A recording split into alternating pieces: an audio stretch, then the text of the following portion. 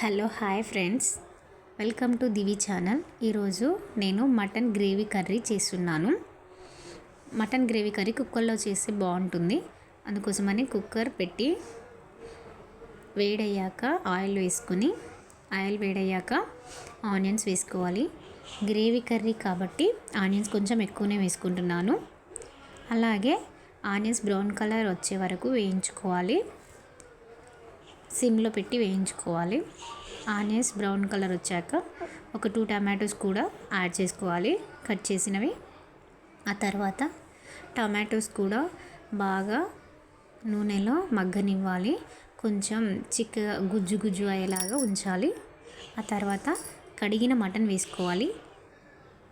కడిగిన మటన్ వేసుకున్న తర్వాత ఆ మటన్ని కూడా ఆనియన్స్ అండ్ టమాటోస్తో కలిపి బాగా వేయించాలి.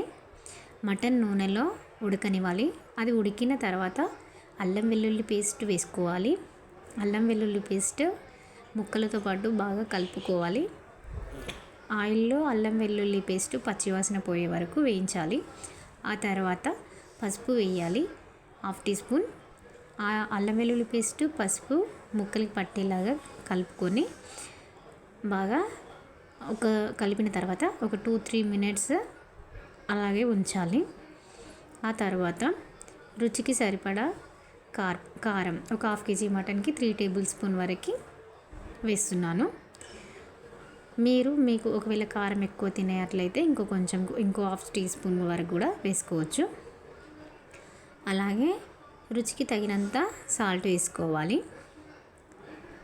ఉప్పు కారం బాగా ఆయిల్లో ముక్కలకి పట్టేలాగా ఉంచి ఒక 5 మినిట్స్ వరకు అలాగే సిమ్లో ఉంచాలి. వాటర్ వేయకుండా కలపాలి.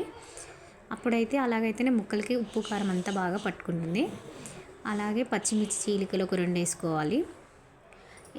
తర్వాత వాటర్ వేసుకొని కుక్కర్ పెట్టేసుకోవాలి. కుక్కర్ మూత తీసిన తర్వాత మటన్ ఉడికింది. అలాగే మటన్ రెడీ అయింది. మటన్ రెడీ అయిన తర్వాత అందులోకి కొంచెం మసాలా వేసుకోవాలి. అలాగే కొత్తిమీర కూడా వేసుకోవాలి. మటన్ దించేసాను. మటన్ రెడీ అయిపోయింది. వేడివేడిగా టేస్ట్ అయిన మటన్ కర్రీ రెడీ.